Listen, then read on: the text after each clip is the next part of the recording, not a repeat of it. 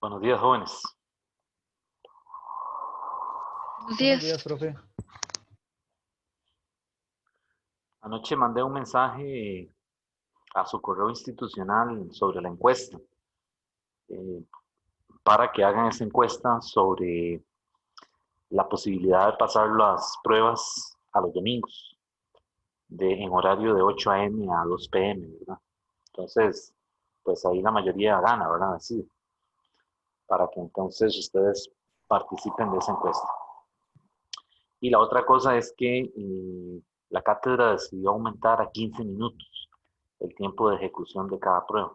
Entonces, a partir de la prueba 2 en adelante, las pruebas van a durar 1 hora y 45 minutos.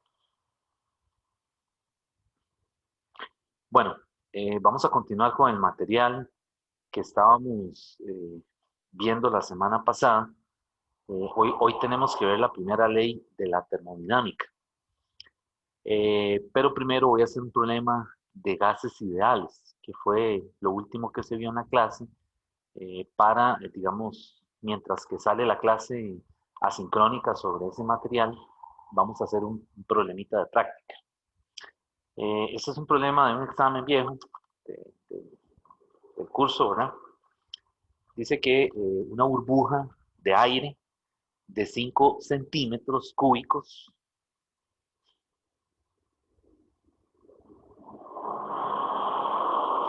se encuentra en el fondo de un lago de 40 metros de profundidad, donde la temperatura es de 5 grados Celsius. Entonces yo me imagino algo así, como que este es el nivel del agua y este es el fondo. Entonces la burbujilla está por aquí. Y la altura a la que está con respecto al nivel del agua es de 40 metros. Y aquí la temperatura son 5 grados Celsius. Entonces el fluido se acostumbra a poner un triangulito así al revés, para decir que es el nivel del agua, ¿verdad? Que está estable, ¿verdad? Es decir, no hay turbulencias, ni hay remolinos, ni nada de eso. O sea, el agua está, digamos que, asentada, ¿verdad? Ok, entonces, la pregunta que le hacen es que halle el volumen de la burbuja cuando sube a la superficie del lago, donde la temperatura es de 22 grados Celsius. O sea, halle el volumen cuando esa burbuja llega aquí. Entonces, la burbuja está llena de aire y suponemos que el aire en este caso se comporta como un gas ideal, ¿verdad? Ok, y esa es la parte A, que haya el volumen de la burbuja. Y la parte B le dice que calcule la cantidad de moléculas que hay en la burbuja cuando llega arriba, ¿no? La cantidad de moléculas, el número de moléculas.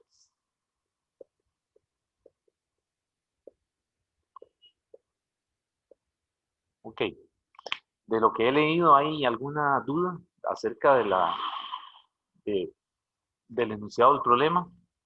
¿Está claro?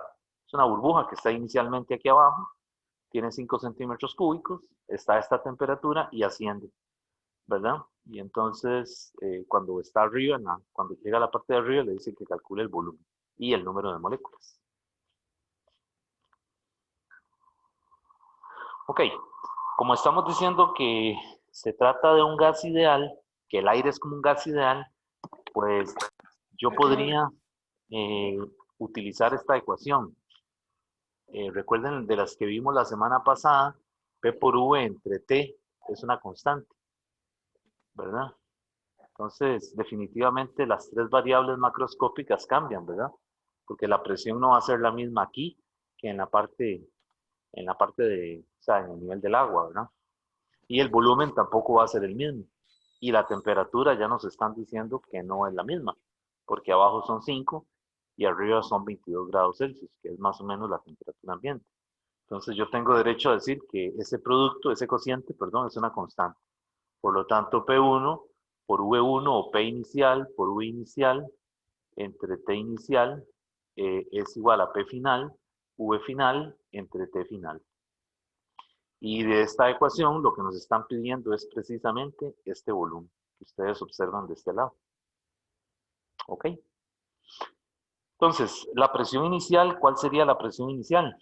La presión inicial es la presión en el fondo, aquí abajo, ¿verdad? ¿Cómo puedo calcular yo esa presión inicial? Y ahí es la presión atmosférica más ρ por G por H. Entonces ahí sería 1013 por 10 a la 5 más este producto de aquí, que sería el ρ, es el agua, ¿verdad? Entonces 10 a la 3 por 9.8 por la profundidad. Profe, Sí. el agua de un lago no tiene otra densidad. No, se supone que es el agua dulce, 1000 kilogramos por metro cúbico. La que sí es diferente es la de mar, que es un poquito más alta por la concentración de sal. Sí, gracias. ¿Okay? Bueno, entonces ya calculé bueno, aquí voy a poner el valor de la presión inicial. A mí eso me da 4.933 por 10 a la 5 pascales. Esa es la presión absoluta en el fondo. Entonces, esa es la que voy a utilizar aquí. Ok, entonces ya lo que sigue es sustituir los valores que tenemos ahí. Vamos a ver, vamos a irlos poniendo en esta ecuación. Sería 4.933 por 10 a la 5. No le voy a poner unidades para que no se complique tanto, ¿verdad? Y voy a mantener el volumen en centímetros cúbicos. Vean que no importa, es decir, no tiene que cambiar la unidad del sistema internacional porque las demás unidades se van a cancelar, ¿verdad? Por los factores de conversión. Entonces, al final lo que le tiene que quedar es un volumen igualmente en centímetros cúbicos. Entonces, no hace falta pasarlo a metros cúbicos. Ok, y de este lado tengo la temperatura inicial abajo, ¿verdad? ¿Cuál sería la temperatura inicial? 5 grados Celsius, ¿verdad? 5 grados. Pero hay que sumarle 273.15, porque recuerden que es el gas ideal, ¿verdad? Y el gas ideal, la temperatura está en Kelvin. Y de este lado me queda la presión final. ¿Cuál sería la presión final? La presión final es la presión atmosférica, 1013, porque es cuando la burbuja sale a flote, ¿verdad? Por si se puede decir así. Por el volumen final, que es la incógnita, entre la temperatura en la superficie del lago, que es los 22 grados Celsius más 273.15. Y un error muy común que hemos visto en estos problemas, no sé por qué lo hacen, ¿verdad? Pero he visto gente que en un examen de desarrollo me cancela el 273. Es decir, lo ponen, tienen el concepto correcto, pero matemáticamente vienen y tachan aquí, ¿verdad? Y vean que eso es un error, ¿verdad? Es decir, hay que hacer la suma necesariamente, ¿verdad? Y de aquí yo despejo el volumen final, y ese volumen final a mí me da 25.84 centímetros cúbicos. Claro, y es lo que se esperaría, ¿verdad? La burbuja se expande debido al cambio de presión, ¿verdad? Tiene que tener un volumen mucho mayor. ¿Ok? ¿Dudas de esa parte? ¿Está bien? Ok. Está Bueno, bien, profe. entonces la parte, Profe, dígame. yo es que cuando llegué ya había leído el enunciado. Una pregunta, ¿eso ahí uno juega con las leyes empíricas, como ahí con la ley de Charles, Sí, o en el enunciado? se lo voy a leer mejor para que usted esté en el contexto del problema. Bueno, gracias. Dice que es una burbuja de aire de 5 centímetros cúbicos que está en el fondo de un lago. Se encuentra en el fondo de un lago de 40 metros de profundidad donde la temperatura es 5 grados Celsius. Entonces, parte A determina el volumen de la burbuja cuando sube a la superficie del lago, que está a una temperatura de 22. Y la parte B es la que vamos a hacer ahora, que halle la cantidad de moléculas que hay en la burbuja. Entonces, para la cantidad de moléculas, recuerden que es la N mayúscula, ¿verdad? Cuando estamos trabajando con la otra versión del gas ideal, ¿verdad? Recuerden que el gas ideal es P por V, tiene dos posibilidades, ¿verdad? NRT o NKBT, ¿verdad? Entonces aquí, pues, nos interesa usar esta versión porque de aquí tenemos la N de una vez, ¿verdad? Entonces, aunque también se puede hacer de aquí, ¿verdad? Y usted calcula el número de moléculas con aquellas formulillas que vimos la clase pasada, ¿verdad? Pero si ya tiene la n aquí, ya lo puede hacer directamente, ¿verdad? Entonces, simplemente es despejar la n, y esa n va a ser P por V entre KBT. Y entonces esa P, la P que usamos ahí es la presión atmosférica, porque es arriba, ¿verdad? 1013 por 10 a la 5 por el volumen, y ese volumen ahora sí yo lo paso a metros cúbicos. Este volumen que obtuve aquí lo paso a metros cúbicos. Recuerden que un metro cúbico es 10 a la 6 centímetros cúbicos, ¿verdad? Y un metro cúbico también es igual a ¿qué? A 10 a la menos 3 litros. Estas conversiones es importantísimo que usted las tenga ahí en un papelito apuntadas, ¿verdad? A la hora de cuando está estudiando o cuando está en el examen, en la prueba, ¿verdad? Que usted esté seguro que la conversión está correcta, ¿verdad? Entonces se usa mucho aquí en la parte de termo. Ok, entonces aquí lo que hago es que cojo el 25. ¿Cuánto era que da? 25.84 centímetros cúbicos, y eso lo multiplico por 10, por este factor, por 10 a la 6, ¿verdad? Entonces ahí me quedaría por 10 a la menos 6. Y ya eso me queda, esto está en pascales, y el volumen ya lo tengo en ¿qué? En metros cúbicos. Y abajo la constante es la constante de Boltzmann, 1,38 por 10 a la menos 23, ¿verdad? Y la temperatura, que serían los 22 arriba más 273.15. Entonces ya todo eso está en unidades del sistema internacional, por lo tanto esto ya son moléculas.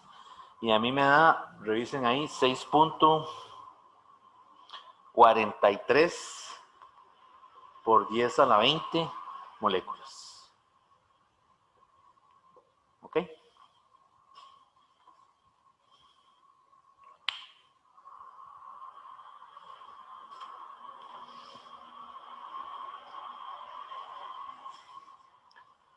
Bueno, ese era un problema de un examen viejo, de ahí de un verano, que se dio el curso.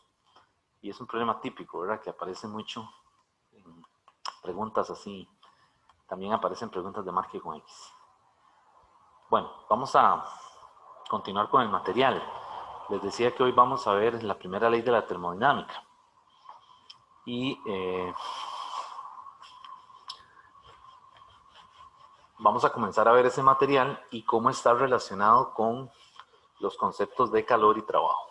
Ya ustedes trabajo lo saben calcular porque lo aprendieron en la física general 1, ¿verdad? Recuerden que el trabajo es transferencia de energía, ¿verdad? O es energía en proceso de tránsito. O sea, energía que está pasando de un sitio a otro. Por ejemplo, cuando un bloque bajaba por un plano inclinado, ¿verdad? Que estaba rugoso, que tenía fricción, pues entonces hay un trabajo que efectúa la fricción, ¿verdad? Cuando el bloque baja, hay un trabajo que efectúa la fricción, y ese trabajo se convierte en, el resultado es que la superficie se calienta. Hay un aumento de la temperatura debido al roce de la superficie del bloque con el plano inclinado. Lo que pasa es que en ese curso no nos interesaba el cambio de temperatura, nos interesaba estudiar el movimiento como tal, ¿verdad? Pero realmente cuando el bloque se desliza, lo que está pasando es que hay una conversión, ¿verdad? Es decir, el bloque está arriba, tiene energía potencial gravitacional, y cuando él comienza a descender, parte de esa energía se va a convertir o se va a transformar en energía cinética debido al movimiento del bloque. Sin embargo, en ese cambio hay una transferencia de energía que la efectúa el trabajo. ¿Ok? Entonces, en este capítulo que estamos ahora, que es la primera ley de la termodinámica, queremos estudiar no solo la transferencia de energía debido al trabajo, sino también al calor. Entonces ahora este mismo problema podría estudiarse, nos interesaría ahora el aumento, el cambio en la temperatura debido al roce del bloque con la superficie del plano. ¿Ok? Entonces para eso vamos a utilizar una ley fundamental en física, que es perdón, la primera ley de la termodinámica. La primera ley de la termodinámica. La primera ley de la termodinámica es una generalización de la ley que ustedes estudiaron de conservación de la energía. O sea, es una forma más general de estudiar esos conceptos. En Física General 1 nos contaron que hay una ley que se llama la Ley de Conservación de la Energía para sistemas que están aislados. Y nos dijeron que el cambio de la energía mecánica era igual a 0. Y con eso entonces resolvíamos problemas sobre conservación de la energía, ¿verdad? Eso es un sistema aislado cuando es igual a 0. Bueno, resulta que la primera ley lo que dice es que el cambio en la energía interna, usan esta simbología, INT, el cambio en la energía interna, es igual a la suma del calor, que lo vamos a llamar con una Q mayúscula, más W, que es el trabajo. Y eso que ustedes ven ahí es lo que se llama la primera ley de la termodinámica. Entonces, este caso no es un sistema aislado. ¿Por qué no es aislado? Porque hay transferencia de energía. ¿Debido a quién? Al calor y al trabajo. Vean que ya de este lado no es 0. Ven, aquí es 0. Aquí no. Aquí es una suma que puede ser, después de que usted hace esa operación, le podría dar un 5 o un menos 15. O sea, pero no es 0. ¿De acuerdo? Entonces, esto no es un sistema aislado. Este sí. Entonces, por eso decimos que la primera ley es una versión más general de la ley de conservación de la energía, porque incluye transferencias. ¿Ok? Entonces, esto que ustedes ven aquí no es energía mecánica. Esta es la energía interna. La energía interna en termodinámica es la energía que está asociada con la configuración a nivel atómico del sistema. Es decir, cómo está dispuesto ese sistema, si es un gas, si es, por ejemplo, un sólido, ¿verdad? Es decir, se refiere más a la configuración del sistema desde el punto de vista molecular o atómico. ¿Ok? Entonces, es una energía que se asocia con, digamos, con los componentes microscópicos, átomos y moléculas, ¿verdad? Cuando se observa desde un marco de referencia que está en reposo. ¿Okay? Entonces aquí también aparecen los conceptos de mecánica que ya por ahí se habían estudiado en la física general 1, ¿verdad? Bueno, y también está el centro de masa y esas cosas, ¿verdad? Aunque aquí no lo vamos a relacionar tanto con eso. Ok, esa es la primera ley. Entonces, este delta E INT también es la energía interna final menos la energía interna inicial. Entonces, ojo, ¿verdad? Cuidado, el cambio, el delta E, es igual a esto también, ¿verdad? Entonces, la energía interna depende del estado inicial y del estado final del sistema, y no de lo que ocurra para ir del estado inicial al estado final. O sea, tenemos un sistema, imagínense un gas en el estado inicial, y ese gas se le aplican diferentes transformaciones, se puede calentar, se aumenta la presión, etcétera, ¿verdad? Y se lleva al estado final. La trayectoria para ir de I a F, la forma como lo haga, para la energía interna es indiferente, no importa. O sea, la energía interna solo para poder calcular el cambio, solo necesitamos conocer el estado final y el inicial, y no de la forma de la trayectoria para ir de un estado al otro. ¿Ok? Entonces, eso es importante. Entonces, por eso a la energía interna se le llama una función de estado en termodinámica, porque solamente depende de eso, del estado inicial y del estado final. Bueno, entonces, esto que tenemos aquí es entonces la primera ley de la termodinámica, ¿verdad? Que es lo que es el núcleo de la idea central, perdón, de este capítulo. Ahora bien, nosotros queremos ver cómo calcular el Q. Profe, Dígame. disculpe, es que se me pegó la computadora. Ese último concepto no lo puedo escuchar. ¿Cuál? El del de la inicial al final.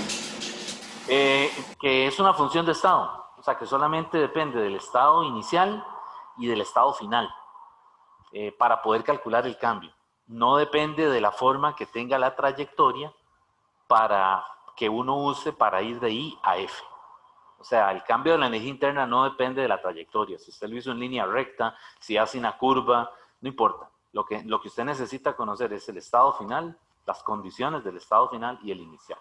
Y ahí hace esta resta y ya tendría el cambio de la energía interna. Ok, gracias. Bueno, entonces, les decía que queremos ahora, ya que conocemos la primera ley, queremos ver cómo calcular el Q y el W, ¿verdad? Porque ya sabemos cómo calcular el delta E. Es E final menos el E inicial, o la suma de Q más W. Pero queremos también poder calcular Q y W por separado. Entonces, ¿cómo se calcula el W en termodinámica? Bueno, en termodinámica se calcula similar a como se hizo en física 1. En física 1 le dijeron que el trabajo era, ¿qué era? La integral de la fuerza, ¿verdad? Por el desplazamiento. Desde una posición inicial hasta una posición final. Eso es trabajo en mecánica, ¿verdad? Ahora, ¿cómo lo vamos a hacer en termodinámica? Bueno, en termodinámica este trabajo lo vamos a calcular de una forma parecida, también con una integral. W va a ser ahora menos, ¿verdad? La integral de P, que es la presión, va a ser una función de V multiplicado por el dV. ¿Ok? Y los límites son, pues el límite inferior es el volumen inicial y el límite superior es el volumen final. Ok, entonces vean que en mecánica la fuerza es una función del desplazamiento. En termodinámica la presión tiene que ser una función ¿de quién? Del volumen. Entonces esa V que ustedes ven ahí con esos paréntesis no es un producto. Lo que estoy diciendo es que esto es función de V, como que si estuviera escribiendo f de x. ¿Ok? Y integramos con respecto a V. Entonces, si yo tengo una presión que, por ejemplo, es una constante A sobre V cuadrado, ¿verdad? ¿Cómo sería la integral aquí? Sería el negativo de A por V a la menos 2 por dV. Y nos dijeron por ahí en cálculo que si es una constante yo la puedo sacar fuera de la integral y dejo nada más lo que varía en el integrando, que sería V a la menos 2 por dV. Y esa integral, pues por ahí nos contaron que era, ¿cuánto da esa integral? Daría menos A, V a la menos 2 más 1 entre menos 2 más 1. ¿Ok? Entonces eso me quedaría, voy a continuarlo aquí arriba, me quedaría algo así. W, el trabajo hecho por el gas o sobre el gas, sería entonces menos A, V a la menos 1 entre menos 1. Y eso lo evalúo de V inicial a V final. ¿Ok? Y entonces ahí ya yo, si conozco los límites superior e inferior, solamente sustituyo ahí dentro del corchete y ya conocería el trabajo. ¿Y qué unidades tiene ese trabajo? En joules. Entonces aquí funciona igual, en termodinámica funciona igual que como que si usted tuviera una integral de las que ya ha hecho, ¿verdad? Ahora, si la presión es constante, pues obviamente sale de la integral, ¿verdad? Si la presión es constante, pues no hay que hacer la integral. Ok, pero esa es la forma como se calcula el trabajo. Una cosa importante, vean que yo aquí estoy poniendo este menos, estoy usando el convenio del libro, ¿verdad? El libro le pone un menos al trabajo y le pone un más a la primera ley de la termodinámica. Entonces, cuidado, en algunos libros no aparece más aquí, sino que aparece menos. Eso quiere decir que ya están incorporando el menos en la ecuación. Quiere decir que si usted va a calcular el trabajo, aquí tendría que ponerlo positivo. Entonces, cuidado con ese juego de signos, porque en las preguntas de marque con X se presta para que uno se pueda enredar, ¿verdad? Entonces, nuevamente, el libro, el convenio que usa es más en la primera ley y menos en el trabajo. Pero hay otros libros que lo ponen al revés. Entonces, cuidado a la hora de que no se les vaya a hacer un enredo con los signos. Bien, ¿y de qué es el signo? ¿A qué se debe el signo? Bueno, lo que pasa es que en un sistema pasa lo siguiente. Vamos a borrar por aquí, si no hay ninguna duda.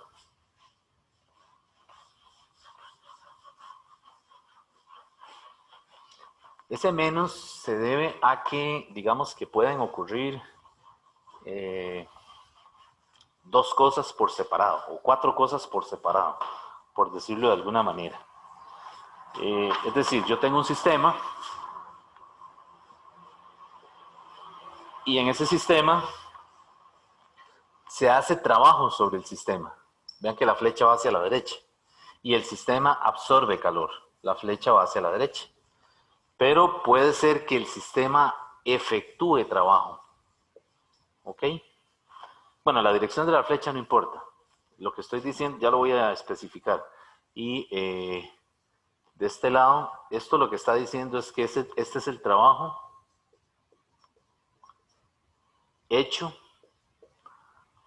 por el sistema. ¿Ok? Y este es el calor cedido por el sistema. ¿Ok? Ahora, de este lado lo que yo estoy diciendo es el trabajo hecho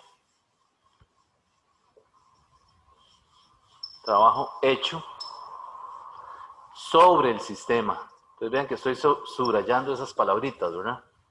Y este es el calor absorbido por el sistema. Ok, entonces vean esas cuatro posibilidades, ¿verdad? Entonces, dependiendo de qué signo usted le ponga a la ley a la primera ley, si más o menos, estos W cambian de significado. Ok, entonces un sistema se puede realizar trabajo sobre el sistema. Un ejemplo de eso, ¿qué sería? Yo tengo un cilindro, tengo un pistón, ¿verdad? Un pistón móvil que puede bajar y subir, no hay fricción con las paredes, ¿verdad? Aquí hay un gas, ¿verdad? Encerrado. Recuerden que los gases se pueden comprimir, ¿verdad? Los líquidos no. Entonces, ¿qué pasa si yo, por ejemplo, desde fuera aplico una fuerza externa? Por ejemplo, con mi mano, aplico una fuerza externa y comienzo a hacer que el pistón descienda. Bueno, es trabajo que se está haciendo sobre el sistema, porque estoy comprimiendo el gas. ¿Ok? Ahora, si por el contrario, yo tengo aquí abajo un calentador, ¿verdad? Por ejemplo, imagínense un mechero de esos Bunsen de química, ¿verdad? Y lo prendo, ¿qué va a pasar cuando el gas se comience a calentar? ¿Qué va a pasar con las moléculas? Expandir. Se comienza a expandir. Y entonces, ¿qué pasa con el émbolo o el pistón? Comienza a subir. Entonces, ahora es trabajo hecho por el sistema sobre el entorno. El entorno son los alrededores, lo que rodea al sistema. Entonces, esos dos trabajos tienen la misma magnitud, pero no tienen el mismo signo. ¿Ok? Ahora, el sistema puede absorber calor de afuera, ¿verdad? Y por lo tanto hay un aumento de temperatura. Es decir, se calienta. Y el sistema puede también ceder calor, ¿verdad? Hacia el entorno, hacia los alrededores. Y por lo tanto se enfría. Ok, entonces vean ese jueguillo de palabras, ¿verdad? A veces vienen preguntas de ese tipo, ¿verdad? Le dan las temperaturas o le dan los volúmenes y le describen qué está pasando. Y entonces le preguntan, ¿qué pasa con el gas? ¿Se enfría? ¿Se calienta? ¿Qué pasa? Entonces ahí hay que saber esos detalles, ¿verdad? Y eso uno lo ve en la fórmula de trabajo, ¿verdad? En la fórmula del trabajo, el PDV, vean que por eso tienen menos ahí adelante. Entonces, si el volumen final es mayor que el inicial, ¿qué va a pasar? Que el trabajo es negativo. ¿Ok? Pero si el volumen inicial es menor que el final, ese menos se cancela con este menos de aquí y el trabajo sería positivo. Entonces, hay que jugar con eso, ¿verdad? Con esos signos cuando el gas se comprime o cuando él se expande, ¿verdad? Bien, entonces, todo lo que está fuera del sistema es el entorno, los alrededores le dicen, ¿verdad? También. Y aquí en termodinámica, el sistema que siempre vamos a tener presente es este. El gas que está metido, digamos, en un cilindro donde no hay fricción entre el pistón y las paredes Y entonces el pistón puede bajar, ¿verdad? Puede comprimir el gas o puede expandirlo. ¿Ok? Bueno, entonces vamos a continuar. Ok, ya sabemos cómo se calcula el trabajo. Ahora la pregunta es, ¿y cómo calculamos el Q, el calor? Bueno, a eso vamos. Para calcular el calor, vamos a estudiar, primero que todo, algunas unidades sobre calor. Recuerden que el calor es transferencia de energía. Es lo mismo que trabajo. Es energía en proceso de tránsito. No podemos pensar en el calor como algo que usted tiene almacenado o guardado. Es incorrecto pensarlo así. Es decir, es un proceso en donde hubo una transferencia de energía. Si no se recuerdan de la primera ley de la ley cero, ¿verdad? Cuando ponemos un objeto que tiene una temperatura mayor con un objeto a una temperatura menor y están en contacto, ¿verdad? Hay una pared diatérmica, ¿qué pasa? Se comienza a observar un aumento de temperatura en el bloque que está, digamos que frío, o que está a menor temperatura. Y entonces hasta que ocurre un equilibrio y el bloque que estaba a menor temperatura, los sentidos nos dice que hubo un aumento de temperatura porque está un poquito más, se calentó, ¿verdad? Pero recuerden que en física, si hablamos de algo frío o algo caliente, no decimos nada, ¿verdad? Es decir, no estamos cuantificando. ¿Ok? Bueno, y por eso usamos la temperatura, por eso usamos el concepto de temperatura, para entonces no tener que hablar vagamente de que algo está frío o que está caliente, porque no decimos nada. Bueno, entonces,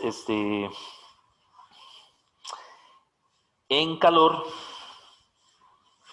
ahora en calor vamos a utilizar, bueno, el calor, el símbolo es el Q, ¿verdad?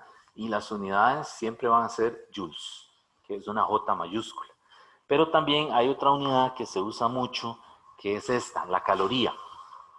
La caloría, pero con minúscula.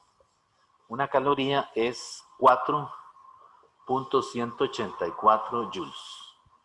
En algunos libros ponen 4.186 y en algunos otros libros ponen 4.190. Entonces no es un error, es que depende del libro de texto. Algunos libros usan estos valores, ¿verdad? Entonces eso se debe a diferencias, ¿verdad?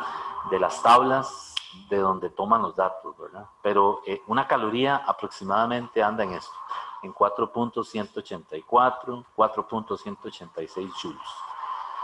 Para efectos de examen, pues utilice si no se la dan en el enunciado del problema, utilice la que le da el libro, ¿verdad? Que es la oficial porque es el libro de texto. Ok, bueno, entonces esa es una unidad que se utiliza mucho en todo lo que tiene que ver en la parte de calorimetría. La calorimetría es digamos que una subrama o una subdivisión de la termodinámica que estudia las mezclas, por ejemplo, los sistemas que alcanzan el equilibrio térmico, ¿ok? Utilizando la ley cero de la termodinámica. Entonces, hay otras unidades, ¿verdad? Por ejemplo, está la kilocaloría. Una kilocaloría, pues son 4.184, ¿verdad? Joules. Entonces, cuidado, no las vayan a confundir, ¿verdad? Una kilocaloría con caloría. Y la otra cosa es que hay otra unidad que es calorías, pero con C mayúscula, ¿verdad? Que esa es una unidad, pero no es de física, es una unidad que se utiliza en la parte de, ¿cómo se dicen? Los alimentos, ¿verdad? Para la información nutricional del alimento. Ustedes lo habrán visto cuando se compran una bolsita de algo, ¿verdad? En los snacks o qué sé yo, en las galletas, por ahí aparece información nutricional y le dan en calorías, pero es una C mayúscula. Entonces no la vayan a confundir con la caloría con C minúscula, que sí es del sistema internacional. Bueno, entonces, nosotros vamos a calcular el calor utilizando esta fórmula. Q es igual a C mayúscula por delta T. Esa C mayúscula se llama la capacidad calorífica de la sustancia. capacidad calorífica de la sustancia, ¿verdad? Y ese delta T es el cambio en la temperatura, que sigue siendo temperatura final, ¿verdad? Menos la temperatura inicial. Ahora bien, esa capacidad calorífica, esa C mayúscula, también se puede escribir en términos del calor específico. Y eso sería de esta manera. La C mayúscula es igual a M minúscula por C minúscula, por el T final menos el T inicial. Entonces, este C ahora es calor específico. Calor específico. ¿Ok? Esto es masa en kilogramos. Y esto, vamos a volverlo a decir, es capacidad calorífica. Capacidad calorífica. ¿Ok? Capacidad calorífica de la sustancia. Entonces, cuidado, no vayan a confundir capacidad calorífica con calor específico. Son cosas, o sea, están relacionadas, pero no es lo mismo, ¿verdad? Entonces, hay que tener cuidado con eso. ¿Qué unidades tiene el calor específico? Bueno, el calor específico lo vamos a trabajar con las unidades de joules entre kilogramo por Celsius. ¿Ok? Recuerden el convenio de algunos libros que le ponen el Celsius, el cerito de este lado, ¿verdad? ¿Por qué era que le ponían ese cerito de ese lado? Porque estaban hablando de un cambio de temperatura. Entonces vean que también las unidades del calor específico son joules entre kilogramo por Kelvin. Recuerden que un cambio en Celsius es igual a un cambio en Kelvin. ¿Ok? Entonces, en estos problemas hay que usar las temperaturas en Kelvin. No, hay que usarlas en Celsius. ¿De acuerdo? Solamente que el cambio en Celsius coincide con el cambio en Kelvin. Bueno, entonces, de esa forma vamos a calcular el calor, ¿verdad? Ahora, este calor específico, el libro le da una tabla. Le da una tabla que está en la página 506 de la 10ª edición, y ahí le da los calores específicos de diferentes sustancias, ya sean en estado líquido, gaseoso o sólido, ¿verdad? Ahí le dan, por ejemplo, el calor específico del cobre o el calor específico del alcohol etílico, ¿verdad? Es decir, ya todos han sido calculados, ¿verdad? Desde hace muchos años, y se continúan, ¿verdad? Realizando mediciones, ¿verdad? Para depurar, ¿verdad? Las cifras significativas de esa cantidad, ¿verdad? Pero esto es característico del material. O sea, el agua tiene su propio calor específico, el hierro tiene su calor específico, etcétera, ¿verdad? Entonces, esa C, usted la tiene que conocer al momento de hacer un problema. O le tienen que dar los datos de una medición para que usted con esos datos lo haga al revés. Es decir, más bien calcule ese calor específico. Bueno, y entonces en calorimetría hay un principio. En calorimetría, la calorimetría les dije que es una rama de la termodinámica, ¿verdad? Calorimetría. Es una rama de la termodinámica, sobre todo experimental, que le dice que para un sistema aislado, el principio fundamental de la calorimetría es este: en un sistema aislado, la sumatoria de los calores del sistema es igual a 0. Y esto es para un sistema aislado. O sea, un sistema en donde no hay transferencia de energía. ¿Ok? Entonces, ¿cuál es el caso más común de calorimetría? Pues en el laboratorio tienen un vaso, ¿verdad? Un calorímetro que llaman, que es como un vaso de esos de café, de foam, ¿verdad? Con una tapa. Entonces ahí en ese vaso se echa, qué sé yo, se hace una mezcla, se echa hielo, agua, sal o alguna otra cosa, ¿verdad? Se agita, ¿verdad? Y tiene un termómetro colocado y una tapa. Entonces el sistema está cerrado. Es un vaso, como imagínense, como un vaso de esos de café que le dan la tapa, ¿verdad? Entonces eso es un sistema aislado. Porque el foam, recuerden que el foam no es conductor, es aislante, ¿verdad?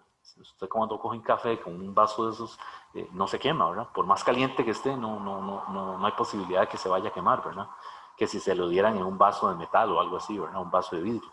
Entonces, eso es un sistema aislado, es un calorímetro, ¿verdad? Por ejemplo, el termo que usted tiene ahí en su casa, donde guarda el café, o donde llevaba el fresco, es un calorímetro, ¿verdad? Simplemente que usted echó la sustancia, cierra, ¿verdad? Herméticamente, cierra con la otra tapa y se lo lleva, ¿verdad? Y se toma el café por ahí a la hora que usted quiera y está caliente, ¿verdad?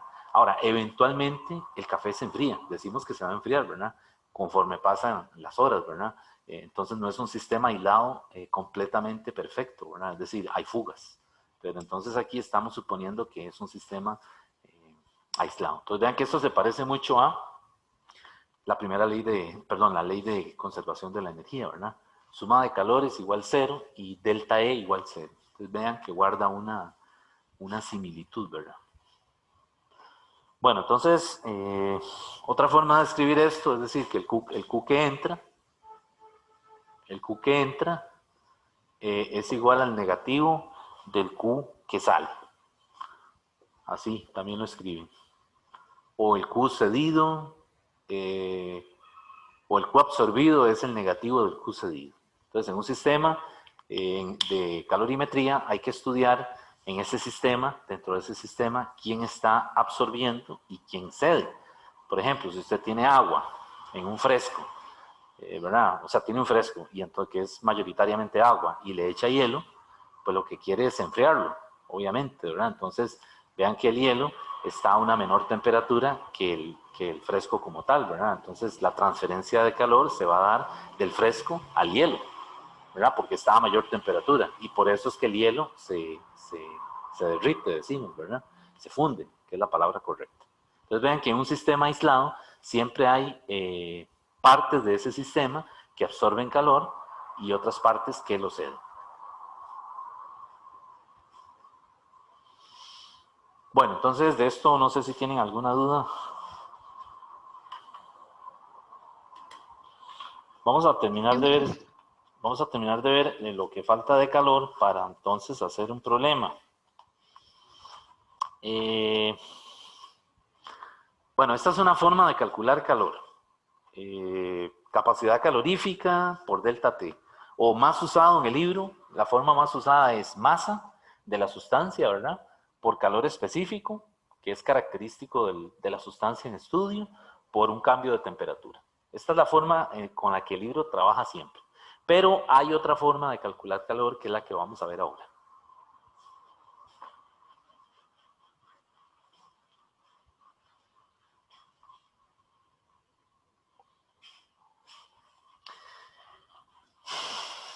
El calor, como dijimos, es energía en proceso de tránsito, ¿verdad? No podemos pensar en el calor como que si fuera algo que tenemos guardado en una bolsita ahí, ¿verdad? Almacenado, no, no, no. Es algo, en un sistema hubo una transferencia de energía térmica por calor y pasó de un sitio a otro. Entonces, no lo tenemos almacenado. Entonces, en esta ecuación que acabo de escribir, que no lo dije, Q igual mc delta T, la transferencia de energía es debida al cambio de temperatura, ¿verdad? El ejemplo del vaso con agua a temperatura ambiente y usted le echa hielo, ¿verdad? ¿Qué pasa? Bueno, el hielo se comienza a fundir debido a que hay una transferencia de calor del agua hacia el hielo y por eso lo funde. Ok, pero esa transferencia es debida a un cambio de temperatura. Ahora vamos a ver el otro caso, una transferencia de energía por calor debido a un cambio de fase. Recuerden que los cambios de fase son cambios físicos, ¿verdad? No se altera la naturaleza química de la sustancia. Entonces yo tengo hielo, ¿verdad? Y lo saco de la nevera, lo pongo ahí en un plato o en un vaso y no lo uso, se funde y se convierte en agua líquida, ¿verdad? Y si ese vaso lo dejo por ahí o ese plato lo dejo por ahí, conforme pasa el día, ¿verdad? Vamos a notar que el agua se seca, dice la gente, se evaporó, ¿verdad? Entonces, finalmente se convierte en vapor de agua, que escapa, ¿verdad? Es decir, las moléculas escapan y se difunden, digamos, en la atmósfera, ¿verdad? Se van. Entonces, vean que esto es un cambio de fase, es un cambio físico. El agua sigue siendo H2O, químicamente hablando. Simplemente que antes estaba sólida, hielo, ¿verdad? Luego pasó a ser agua líquida y luego vapor. Ok, entonces en este proceso hay una transferencia de energía por calor. Pero entonces esa transferencia no es debida a un cambio de temperatura, sino que es debida al cambio de fase. ¿Okay? Entonces esa es la otra forma como vamos a calcular el calor, debido a un cambio de fase. Y para un cambio de fase, la formulita que vamos a utilizar es esta. Q es igual a más menos mL. Esa M es masa, nuevamente, ¿verdad? Y la L se llama el calor latente. El calor latente. Es el calor, digamos, propio de la configuración cuando está en agua, ¿verdad? Y se convierte, perdón, cuando está en forma de hielo y se convierte a agua. Y así sucesivamente, ¿verdad? Entonces, ese calor se llama un calor latente, ¿verdad? Es el calor debido al cambio de fase propiamente. Entonces, hay dos tipos de calor latente. El calor latente de fusión, el LFUS, y el calor latente de vaporización, el LVAP. Entonces, estos valores ya están dados. Es decir, hay una tabla también en el libro donde le dan los calores latentes de fusión y de vaporización de diferentes sustancias. Por ejemplo, aquí en este libro del Serway está en la página 510, donde aparecen los calores latentes de fusión y de vaporización, junto con el punto de fusión y el punto de ebullición. Recuerden que el punto de fusión es la temperatura en la que la sustancia se vuelve líquida. Y el punto de vaporización es el punto de ebullición es donde pasa de ser líquido a gas. Entonces ahí le dan los puntos de fusión, los puntos de ebullición y los calores latentes. Entonces el calor latente también es característico de la sustancia, igual que el calor específico que acabamos de ver anteriormente. Entonces el agua tiene su propio calor latente. Y para efectos de examen, los que hay que saber son los del agua, porque es decir, esos son los que siempre se van a utilizar, porque la mayoría de los problemas son mezclas con agua. Entonces, por ejemplo, ahí en el caso del agua, el L de fusión es 3.33 por 10 a la 5. Para el agua, ¿verdad? Estos son los que siempre hay que estar. Dígame. Aquí vamos a pensar que toda la masa de hielo, digamos, Ajá. se derrite, No, toda. no O no necesariamente. Depende de los datos que le dé el problema. Es posible que usted eche hielo en un vaso con agua, ¿verdad? Y dependiendo de la cantidad de hielo que usted eche, es posible que una parte quede sin fundir en el momento en que se alcanza la temperatura de equilibrio. Recuerden que aquí esto lo estamos mezclando también, lo estamos relacionando con la ley cero. La ley cero, aquella que decía que se alcanza el equilibrio térmico. Es decir, usted tiene el vaso, ¿verdad? Y pone agua, echa hielo, lo agita, y depende de la cantidad de agua que usted haya puesto, ¿verdad? Es posible que todo el hielo se funda o una parte quede sin fundir al momento de alcanzar la temperatura de equilibrio, ¿verdad? Recuerden que todo esto lo estudiamos con respecto a la temperatura de equilibrio. sí, profe, es que yo recuerdo que en el libro dice cambio de masa, más Ajá, bien. eso les iba a decir también. El libro usa esta anotación. El libro usa en esta fórmula, él lo pone así, delta M por L. Ese cambio de masa se refiere a que, sí, efectivamente, hay una parte que es posible que no se funda o no se vaporice completamente. Entonces habría que tomarla de aquí. Es decir, en este delta M están considerando, digamos que solo la cantidad de sustancia, la masa, perdón, que experimentó el cambio de fase. ¿Ok? Pero entonces ya el problema le tiene que dar los datos, ¿verdad? Para uno poder saber si todo se fundió o si quedó algo por ahí sin fundir o sin vaporizarse. Sí, estos problemas no son mecánicos, es decir, no es un problema de vamos a aplicarle una fórmula ciegamente, ¿verdad? A ver qué nos da, sino que estos problemas hay que analizarlos, ¿verdad? Es decir, hay que ver lo que le dan y comenzar a hacer cálculos, ¿verdad? Intermedios para ver si le va a alcanzar toda la energía y así concluir si se fundió o no. Okay. Por ahí tengo que hacer un problema de eso en la clase asincrónica, o si me diera tiempo ahora mismo, hago algo así. Ok, bueno, entonces les decía que los que hay que saberse son los del agua, porque es siempre una mezcla va a ser con agua. Entonces el del agua, el de fusión del agua es 3.33. 3.33 por 10 a la 5. ¿Qué unidades tiene los L's?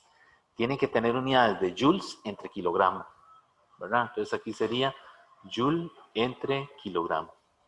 Y el L de vaporización, ¿verdad? Para el agua es 2.26 por 10 a la 6. 2.26 por 10 a la 6 joule entre kilogramo. Esos hay que saber, dígame. No nada más el nombre del L, ¿cuál era? El calor latente. Calor latente. Sí, Okay, es que lo estaba confundiendo. sí, viene del latín, latere, que quiere decir escondido, ¿verdad? Es como el calor que está ahí remanente al momento de que ocurre el cambio de fase. Ok, gracias. Ahora que usted menciona eso, también aprovecho para decirles que los cambios de fase ocurren a temperatura constante. Vamos a hacer un dibujito para que vean eso. Los cambios de fase ocurren a temperatura constante. Entonces, una forma de visualizar esto es si yo tengo, por ejemplo, voy a hacer una gráfica. Esto algunas veces ayuda en los problemas. Cuando se está estudiando, por ejemplo, si tenemos hielo a menos 20 grados Celsius. Esta es una gráfica en donde el eje Y es temperatura en grados Celsius. Ok, y esto es energía en joules, que es la energía que se transfiere en cada cambio de fase, ¿verdad? Entonces, vean que si yo tengo hielo a menos 20, este es el origen, ¿verdad? Ese hielo yo lo tengo que pasar ordenadamente a 0, ¿verdad? Y la línea que voy a marcar aquí horizontal es el cambio de fase, que la estoy ennegreciendo un poco más. Ese es el cambio de fase. Y luego lo tengo que llevar ordenadamente a la siguiente temperatura. Por ejemplo, si fuera 100, tengo que llevarlo a 100. ¿Ok? Y luego aquí hago otra línea horizontal. Es el otro cambio de fase. Es decir, aquí está el cambio de fusión y aquí está el de vaporización. Y ahí puedo seguir llevándolo más arriba hasta, por ejemplo, 120 grados, por ejemplo. Y aquí ya es únicamente vapor lo que tengo. Okay, entonces aquí tengo vapor, aquí tengo hielo, ¿verdad? Porque estoy entre menos 20 y 0. Aquí yo sé que yo tengo agua líquida, estoy segurísimo. Entre 0 y 100 tengo agua líquida, ¿verdad? Entonces vean que los cambios de fase son precisamente en esta gráfica las líneas horizontales de pendiente igual a 0. Ok, entonces aquí estos calores, este calor aquí, el 1 y el 2, vamos a numerarlos. Este es el 1, este es el 2, este es el 3, este es el 4 y por ejemplo este es el 5. Entonces el calor 1, el calor debido a 1, es una transferencia de energía debido a un cambio de temperatura, no a un cambio de fase, porque estoy llevando al hielo de menos 20 a 0. ¿Ok? Entonces aquí es debido a un cambio de temperatura. El calor 2 es debido a un cambio de fase, en donde la temperatura, ¿cuánto vale? 0 grados Celsius. Entonces vean que en los cambios de fase, la temperatura es constante. A eso me refería. Entonces, ahora el 3, ¿qué sería? Es un calor debido a un cambio de temperatura. El 4 es un calor debido a un cambio de fase. El 5 es un calor debido a un cambio de temperatura, porque tengo que llevar al gas de 100 a 120. ¿Ok? Entonces, vean que aquí hay transferencias de energía térmica o de calor por cambios de temperatura, que son los que tienen pendiente, o por cambios de fase, que son los que no tienen pendiente. Entonces, esta gráfica en un problema le ayuda a uno muchas veces, porque entonces va pasando esa sustancia, yo digo, va pasándola, no sé si me entienden, la voy llevando desde su inicio, en donde está, ¿verdad? La temperatura que está, hasta gasificarla por completo. ¿Ok? Entonces, estos problemas, nuevamente, no son mecánicos. Es decir, no es voy a meter aquí para ver qué me sale, sino que hay que analizarlos con detenimiento, a ver qué, hay veces la pregunta de un examen es una pregunta sencilla. ¿Se fundió todo el hielo o quedó una parte sin fundir? Bueno, entonces ahí uno tiene que comenzar a hacer los cálculos usando el principio de calorimetría para ver si le sobró, si le falta energía o si le sobró.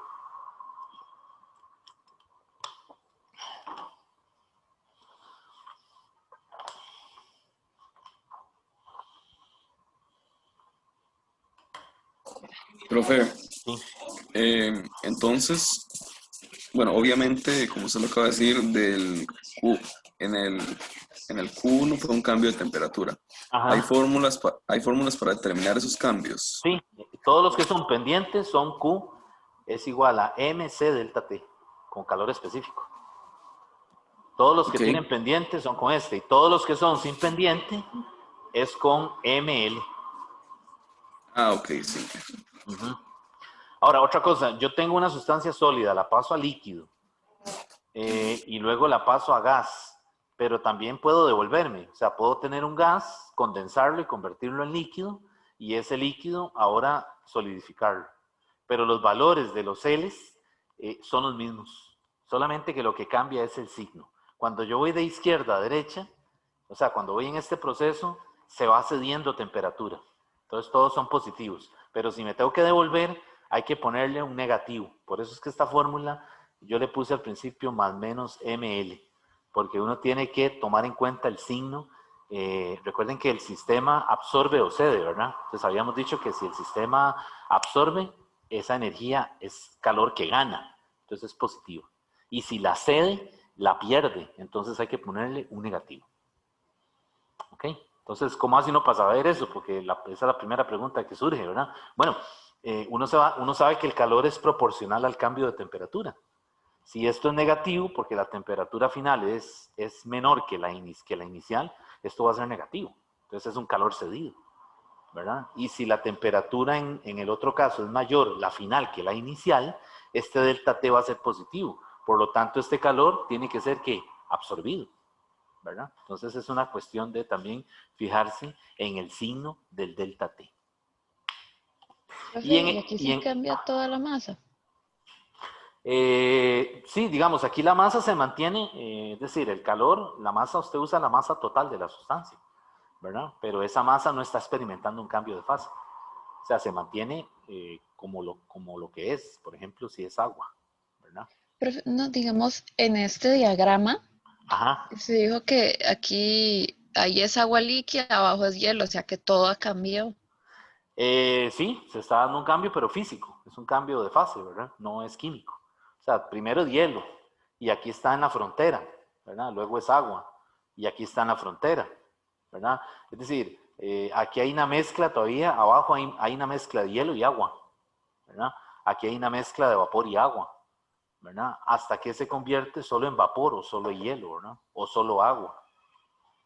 Pero, por ejemplo, en este, que ya, digamos, en problemas donde la temperatura asciende mucho, digamos que vaya de menos 20 a 150, ahí uno sabe que siempre cambia, todo el cubo se derrite y todo el agua que quedó se evapora. Ah, sí, claro, sí, sí. Si, digamos, si usted está estudiando una sola cosa, por ejemplo, un cubo de hielo y usted lo llevó de menos 20 a 150, obviamente al final lo que tiene es vapor de agua, ¿verdad?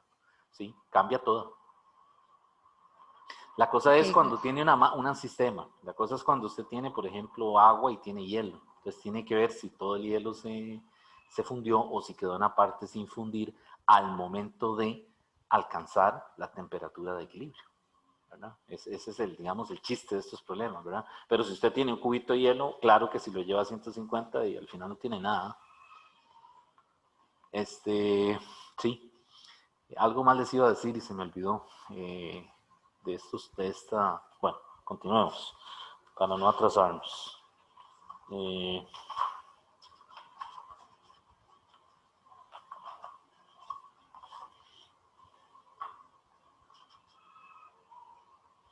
sí, entonces el positivo quiere decir que entra calor, ¿verdad? Cuando el material se funde. Y el negativo lo que le está diciendo es que sale calor cuando se congela, ¿verdad? En este caso. Aquí entra calor cuando se funde y el negativo es que sale calor cuando se congela, ¿verdad? Entonces, por eso es importante el sentido de esto, ¿verdad?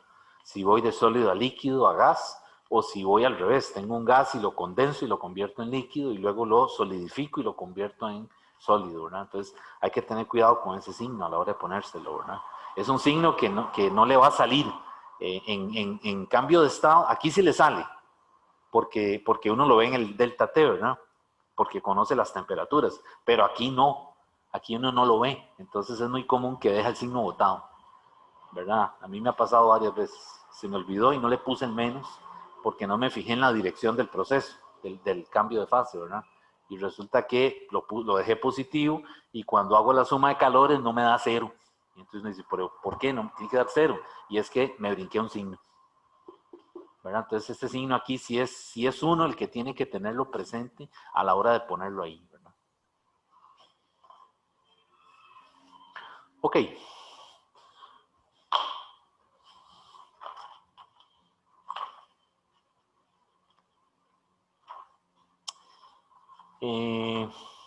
Vamos a hacer un problema, ya que estamos viendo este material de una vez para, digamos, tratar de aterrizarlo con un problema concreto, para que no quede guindando, ¿verdad?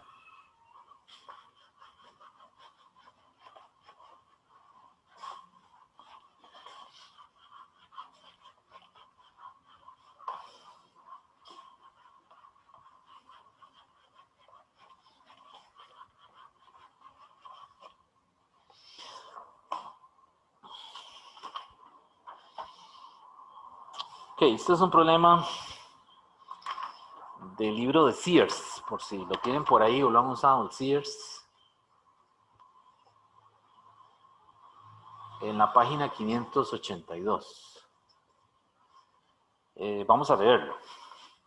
Dice, en un recipiente de masa despreciable, está diciendo que no tome en cuenta la masa del calorímetro, de masa despreciable, 0.20 kilogramos de hielo,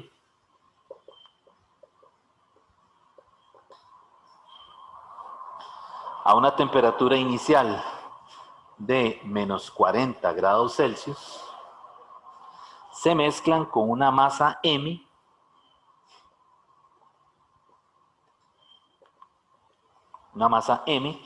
de agua,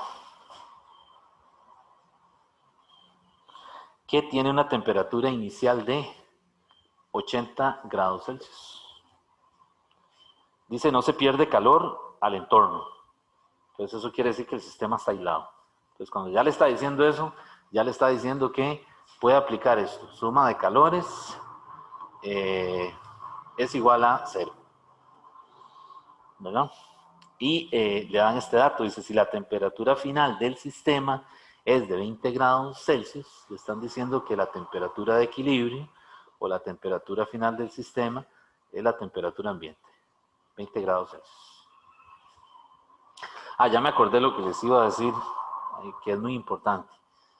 Vean, cuando en ese diagrama que hicimos ahora, cuando usted está aquí en esta parte horizontal, tiene una mezcla de agua con hielo.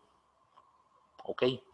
Y por la gráfica, esa temperatura de equilibrio es 0 grados Celsius. ¿Está bien? Y cuando usted está aquí arriba, tiene una mezcla de agua y vapor de agua. Entonces, debido a esto, el valor es 100 grados Celsius. Entonces, ¿por qué les digo esto? Porque en algunos problemas arrancan diciéndole una mezcla de agua con hielo. De una vez se lo dicen, ¿verdad? ¿Qué le está diciendo? Que trabaje con la temperatura de equilibrio igual a 0. De una vez. Y entonces hay gente que no lo vio y comienza a hacer loco a calcular la temperatura de equilibrio por aparte. Ya le está diciendo, si es una mezcla de agua con hielo, la temperatura de equilibrio es 0 grados Celsius. Y si es una mezcla de agua y vapor de agua, la temperatura de equilibrio son 100 grados Celsius. ¿Ok? Eso era muy importante. Qué dicha que me acordé.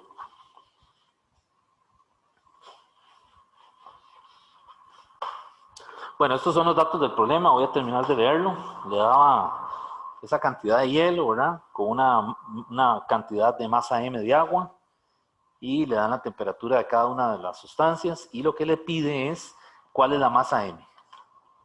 O sea, la mezcla alcanza el equilibrio a 20 grados Celsius, ya se lo está diciendo, entonces le dice que calcule M.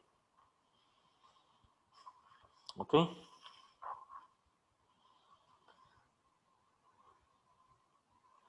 ¿Hasta ahí hay alguna duda de los datos? Entonces, si yo hago una grafiquita, pues lo que voy a tener, esto es 0, menos 40,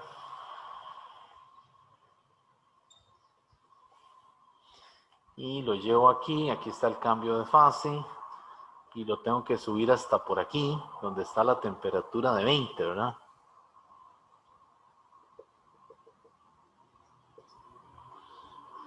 Y de 80, que es a lo que está el agua inicialmente, lo tengo que bajar aquí. Entonces ya yo sé que tengo cuántos calores. Tengo 1, 2, 3 y 4. Entonces por eso es bueno hacer esa grafiquilla, ¿verdad?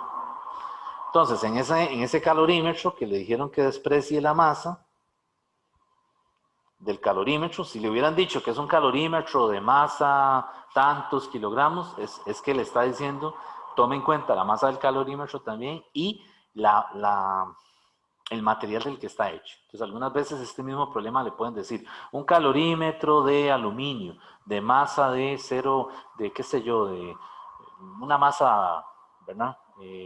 Entonces le está diciendo, ok, tiene que meter el calor también debido al calorímetro. Entonces para eso le dan la masa y tendríamos que ir a buscar el calor específico del aluminio. Pero aquí de una vez le dijeron, es un calorímetro, un recipiente, fue que dijeron, un recipiente de masa despreciable. O sea, le está diciendo que lo que está afuera, o sea, el sistema, el contenedor, el recipiente, el calorímetro desprecia. Entonces adentro lo que tiene es hielo más agua. Entonces vean que el hielo está a menos 40 y el agua está a 80. ¿Quién cede calor ahí? Pregunto. Cuando usted echa esa agua en ese hielo, ¿quién cede calor? El agua porque está más caliente. El agua, pero no, mejor no digamos que está más caliente. El agua porque está a una mayor temperatura, ¿verdad? Que ya sabemos que es 80. Y el hielo está a menos 40. Entonces la transferencia de calor va a ser del agua al hielo y por eso el hielo se comienza a fundir. Entonces lo que hacemos es que calculamos los calores del hielo, que es el que absorbe, ¿verdad? Yo le llamé el H. Entonces sería del hielo que tengo, el 1 que es de menos 40 a 0. ¿Y cuál otro tengo? El cambio de fusión, que es el 2, ¿verdad? Y luego para llevarlo de hielo a agua, que es el 3. Entonces aquí sería la masa del hielo por el C del hielo por el delta T del hielo, digamos, más el M de la masa del hielo por el L de fusión del hielo, más la masa del hielo, aquí, ¿verdad? Por el C del agua. Aquí no es el C del hielo, es el C del agua, porque ya es agua líquida, ¿verdad? Por el delta T para ir del hielo al agua. Yo lo pongo así. Y el Q del agua, ¿qué sería? El único calor que me quedó, que es este, ¿verdad? Es la masa del agua, que no la conozco, es la incógnita, ¿verdad? Por el C del agua, por el delta T del agua.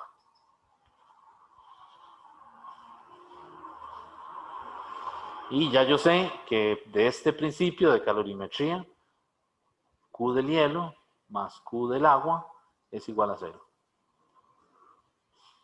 Y entonces le comienzo a poner los valores, ¿verdad? Hubo un cambio de fase, ¿verdad? Definitivamente. Si usted no pone este término, el problema no le va a dar lo mismo, ¿verdad? Hubo un cambio de fase. Usted tiene hielo a menos 40 y hago 80, algo se tuvo que fundir, ¿verdad? Mentira que va a quedar el hielo entero, ¿verdad? O sea, sin experimentar ningún cambio de fase. Ok, entonces para el hielo, vamos a ponerlo, a ver dónde lo escribo, a ver si me da chance aquí.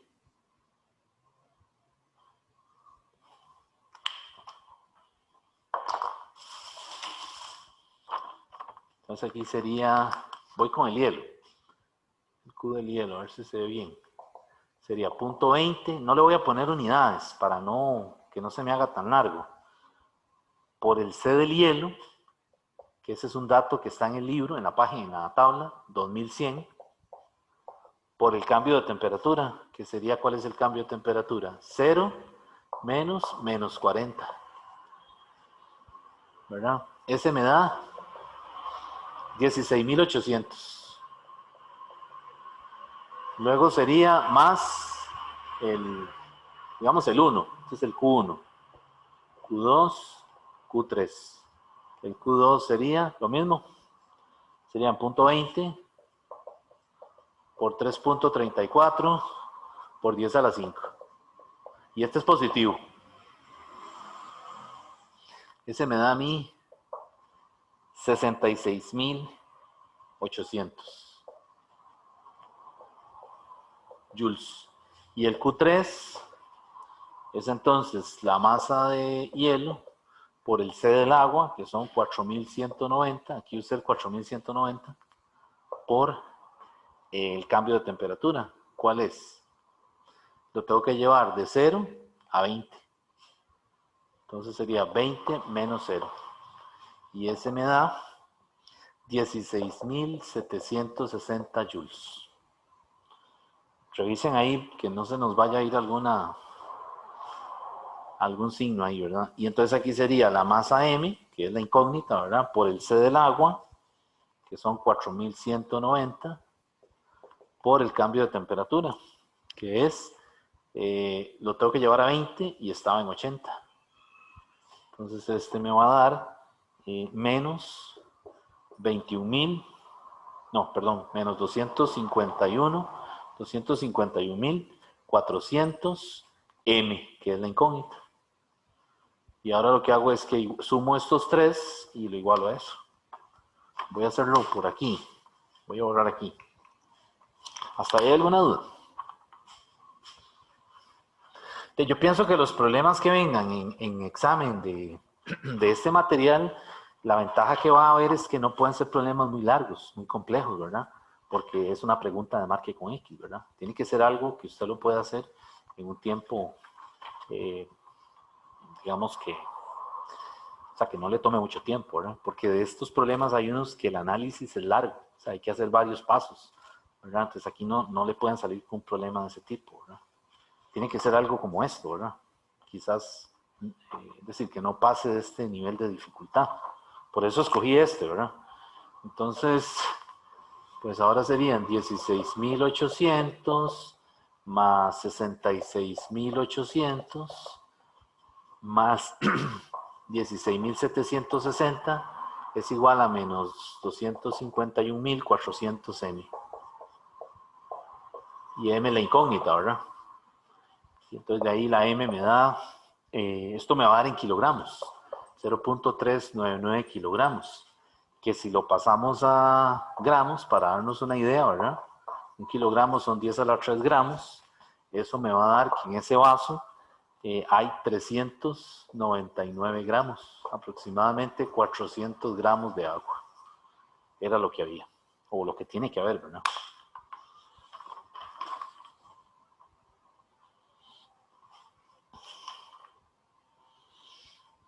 ¿Dudas de ese problema? ¿Cómo lo ven? Está bien, profe. Es parecido al del libro. No, que sale ahí. Ok. Sí, es parecido. Ahí hay uno que hace el libro en la página 512, ahora que usted lo menciona, y ese es más largo, ¿ah? Eso no puede ser un problema de marca con X, porque imagínense, hay que hacer mucho procedimiento, ¿verdad? Ok, continuemos entonces. Bueno, yo voy a pasar ahora, jóvenes, voy a continuar con la primera ley de la termodinámica, que son las aplicaciones de la primera ley.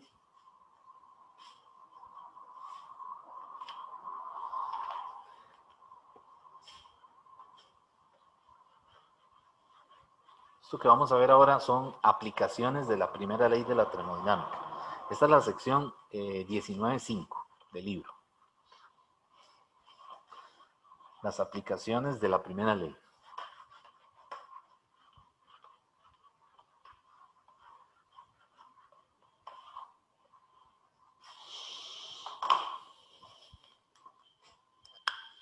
Aplicaciones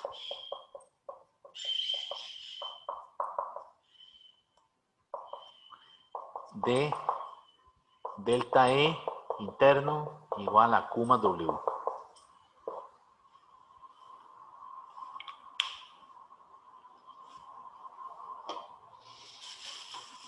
Bueno, en esta parte hay que ver unos diagramas que se llaman los diagramas PV. Un diagrama PV es un diagrama en 2 dimensiones de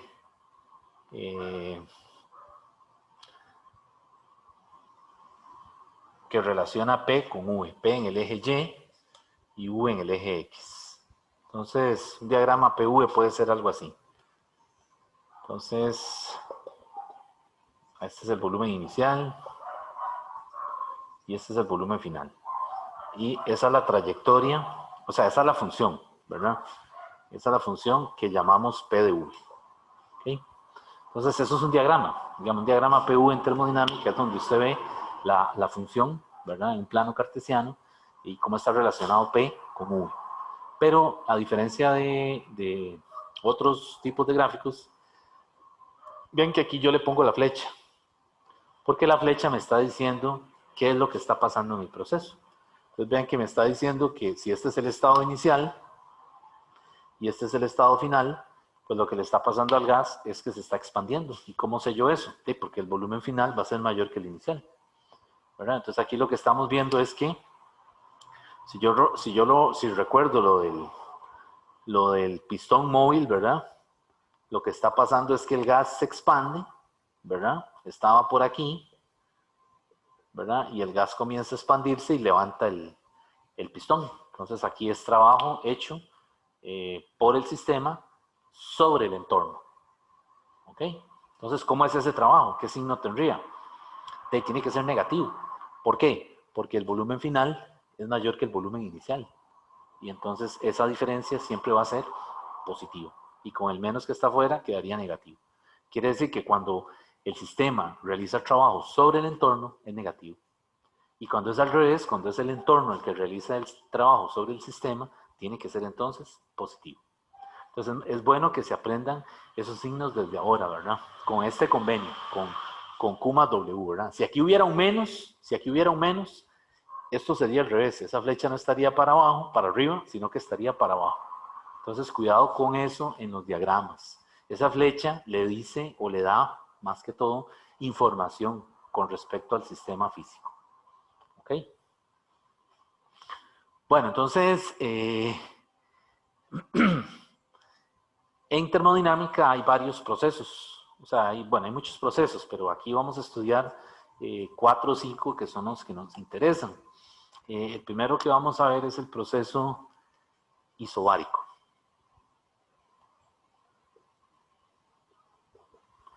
Isobárico.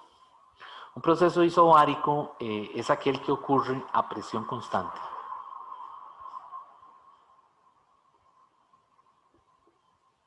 Entonces, si yo quiero hacer un diagrama PV de un proceso isobárico, es una línea horizontal desde el punto inicial al punto final. ¿Ok? Entonces, en un diagrama PV se ve como una línea horizontal. Y entonces, en este caso, ¿qué pasaría en el proceso isobárico? Bueno, que el cambio de la energía interna se calcularía como Q, ¿verdad? El calor más menos P delta V. Eso sería para un proceso isobárico. Ahora, ¿el calor cómo es? ¿Es positivo o es negativo? Bueno, eso depende. Puede ser que en este proceso, del estado inicial al estado final, el gas lo absorba. Y entonces el gas se calienta. Entonces es calor absorbido, eso sería positivo, ¿verdad? Pero podría ser que más bien en ese proceso, cuando se expande, el gas cede calor y entonces sería negativo. ¿Ok? Pero por lo general en este orden, aquí absorbe calor, ¿verdad? Y ese Q sería positivo. Entonces el gas se calienta, ¿verdad?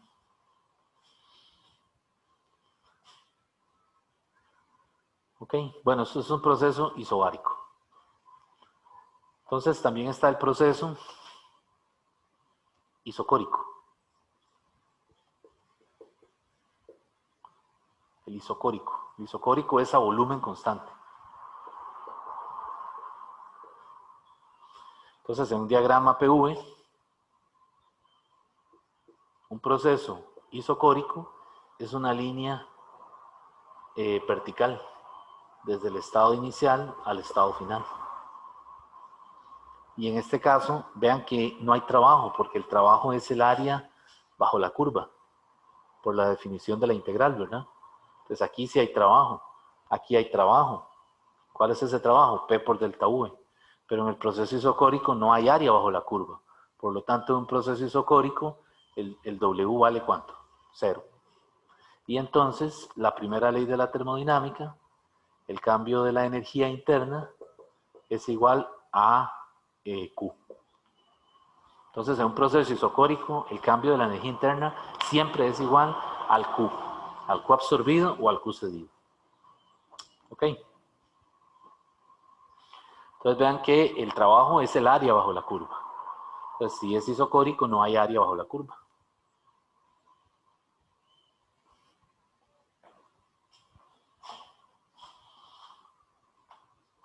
Bueno, vamos al otro proceso. El otro proceso es el proceso isotérmico. Isotérmico. Ok, bueno, otra cosa. Si la presión es constante, quiere decir que la ecuación del gas ideal se escribe así, ¿verdad? Recuerden que el gas ideal es P por V, es nRT, ¿verdad? Si P es constante, tengo que pasarlo de este lado y me quedaría U entre T es igual a NR sobre P. Y eso sería una constante. Quiere decir que en un proceso isobárico es válida la ley de ¿quién? ¿Cómo se llamaba esta? V1 entre T1 igual a Charles. Entonces en un proceso isobárico es válida la ley de Charles. En un proceso isocórico, en donde el volumen es constante, es válida la ley de P sobre T. P1, T1 es igual a P2 sobre T2. Esa era la ley de Gay-Lussac, creo, ¿verdad? Y ahora viene el proceso isotérmico. El proceso isotérmico es un proceso que ocurre a temperatura constante. Aquí es válido Boyle. P1, V1 o P inicial, V inicial es igual a P final, V final. Entonces un proceso isotérmico en un diagrama PV se ve como una curva así. Ok, y entonces este es el estado inicial. Es un logaritmo, ya lo vamos a ver. V inicial, V final, y la flechita la pongo para acá, para abajo. Entonces, ¿cómo calculo yo el trabajo? El trabajo lo calculo utilizando la integral de V inicial a V final, con el negativo, ¿verdad? Y aquí adentro pongo el gas ideal, que sería P es igual a nRT sobre V. Porque vean que P tiene que ser función de V, ¿verdad? Pero T es constante.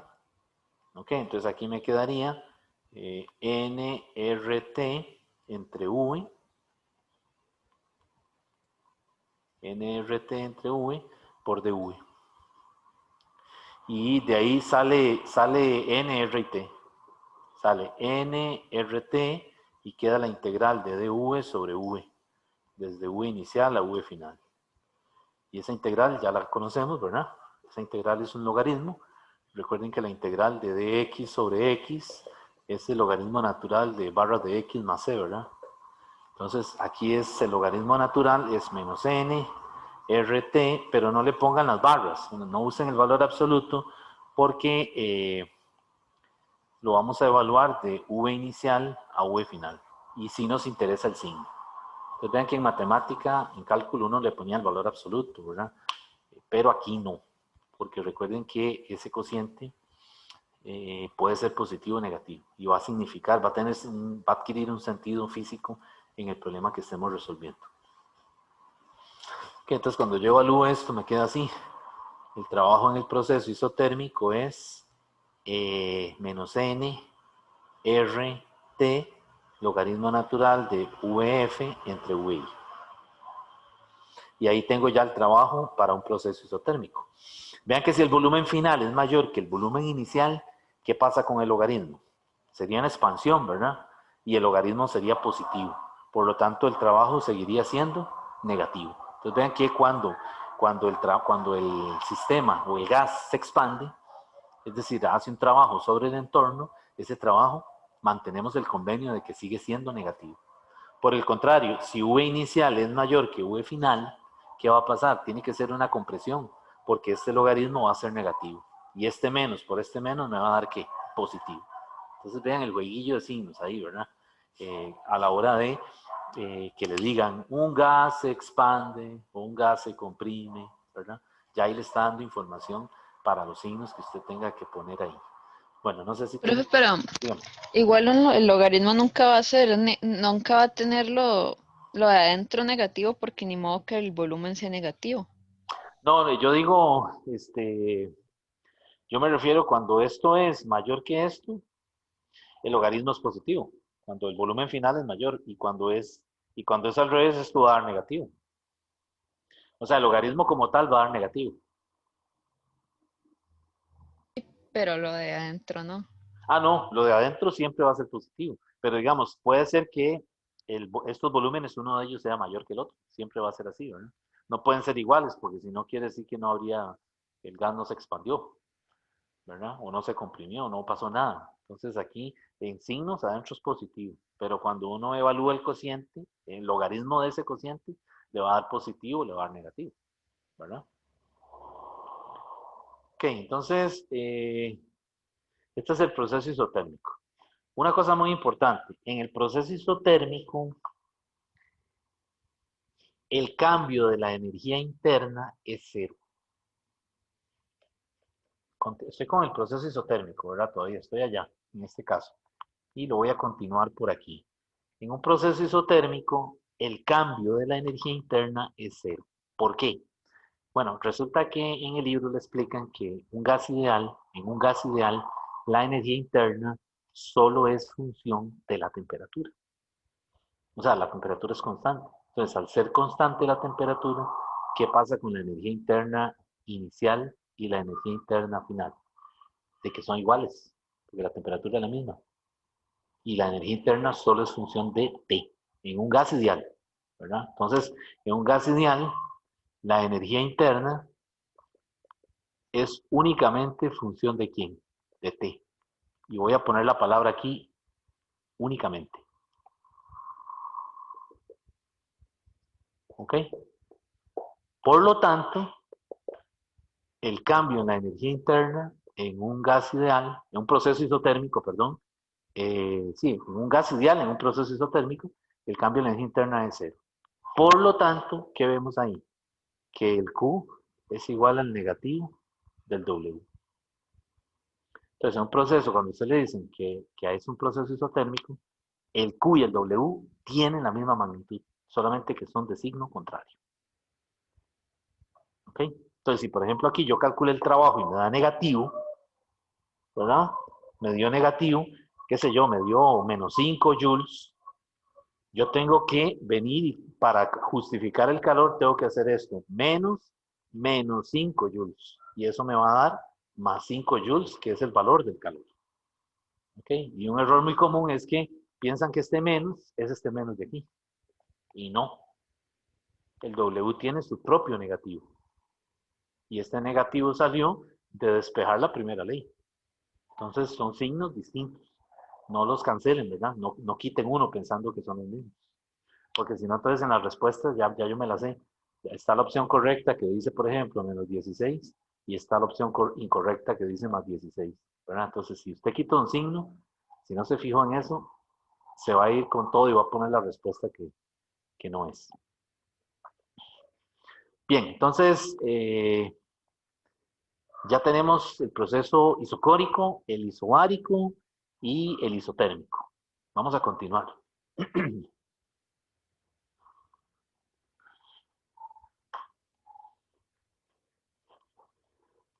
Bueno, ahí también el libro le habla, también le habla del proceso adiabático. Vamos a ponerlo de una vez, el proceso adiabático. Recuerden lo que vimos la semana pasada sobre las paredes adiabáticas, ¿verdad? Que habíamos dicho, una pared adiabática es una pared aislante, ¿verdad? Es decir, no permite la transferencia de energía térmica o de calor. Entonces, el proceso adiabático es el proceso en donde no hay transferencia de calor, ni del sistema hacia los alrededores, ni viceversa. Es decir, no entra calor al sistema. O sea, el sistema ni lo cede ni lo absorbe. ¿Por qué? Porque el gas está encerrado en algún tipo de ¿cómo se dice?, de contenedor, como un termo, ¿verdad? Como un calorímetro que no permite que el calor salga o entre. ¿Ok? Entonces, en el proceso adiabático, lo que tenemos que comenzar diciendo más bien es que Q es igual a 0. Y por lo tanto, el cambio de la energía interna va a ser igual a W. Entonces, en un proceso adiabático siempre podemos estar seguros que la magnitud del cambio de la energía interna tiene que ser igual al trabajo. Y también igual en el signo, ¿verdad? No solo en magnitud, sino en signo. Si el trabajo es negativo, el delta E también lo es. O si es positivo, el delta E también es positivo. Ok, ahora, ¿cómo se calcula el trabajo en un proceso adiabático? Ya lo vimos en un proceso isotérmico. En el proceso adiabático, eso queda pendiente para el capítulo de la otra semana. Porque el libro, por alguna razón, pasa no sé cuál es como ellos lo ven, pasan el trabajo adiabático al capítulo 21, al 20 que diga. Entonces, eso lo veremos la próxima semana. Entonces, queda pendiente cómo calcular el trabajo en un proceso adiabático. Bueno, entonces continuamos. Hay otro proceso por ahí que es el proceso cíclico. El proceso cíclico. Sí, cíclico. ¿Ok? El proceso cíclico es cuando tenemos un diagrama PV, en donde el estado inicial coincide con el estado final. O sea, es una trayectoria cerrada. Y a eso se le llama un ciclo.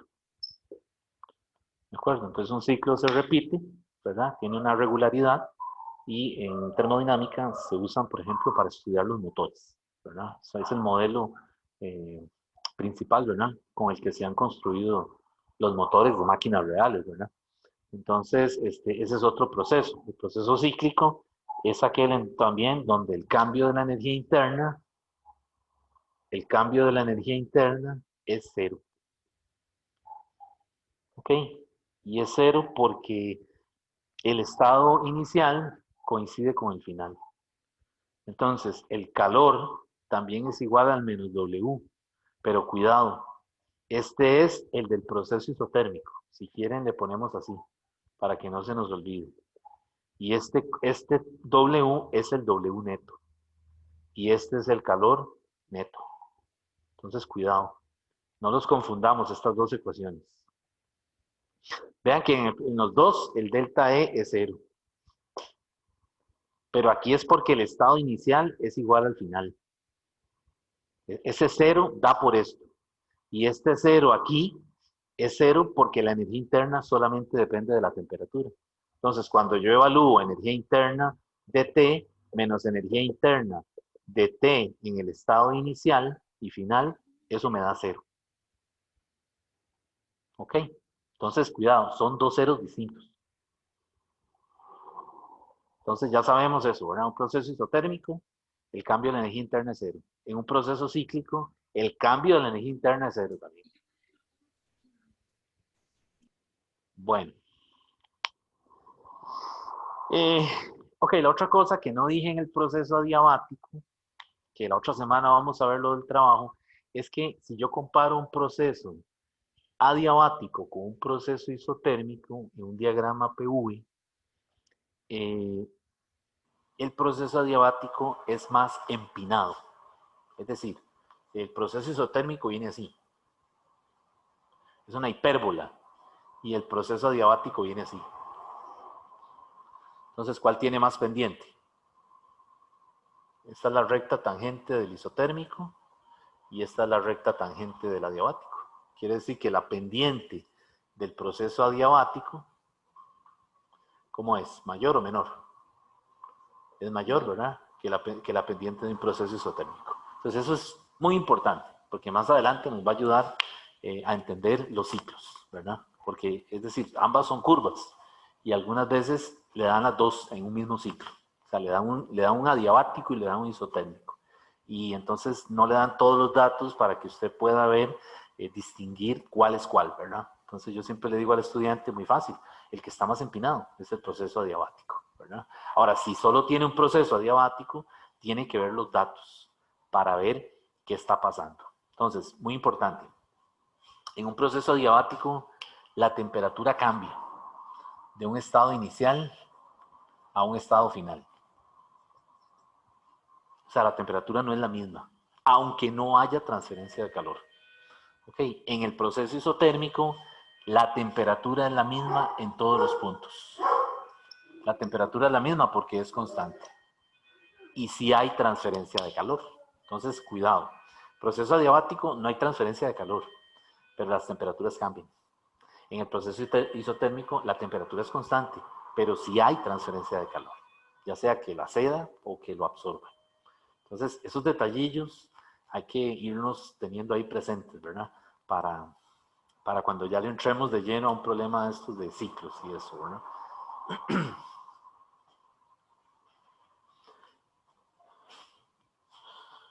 Bueno, ¿alguna duda de esta parte?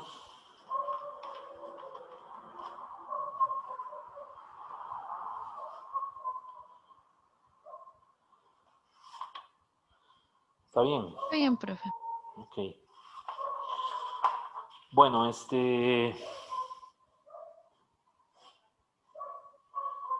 vamos a pasar ahora a la última parte del capítulo, que son los mecanismos de transferencia del calor. Básicamente ahí el que nos interesa es el de conducción. Entonces, en lo que me queda de tiempo, lo voy a comentar y después, en una próxima clase que será asincrónica, hacemos algunos problemas de esto.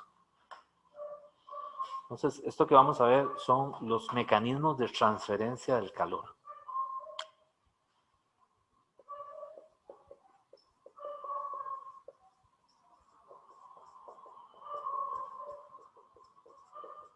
Los mecanismos de transferencia del calor. Básicamente son tres mecanismos. Conducción,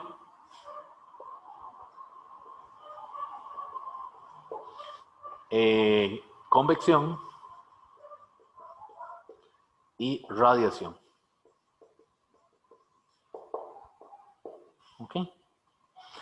Los mecanismos de conducción, perdón, los de transferencia del calor, pues tienen aplicaciones en muchas ramas, ¿verdad?, de las ciencias, como ustedes sabrán.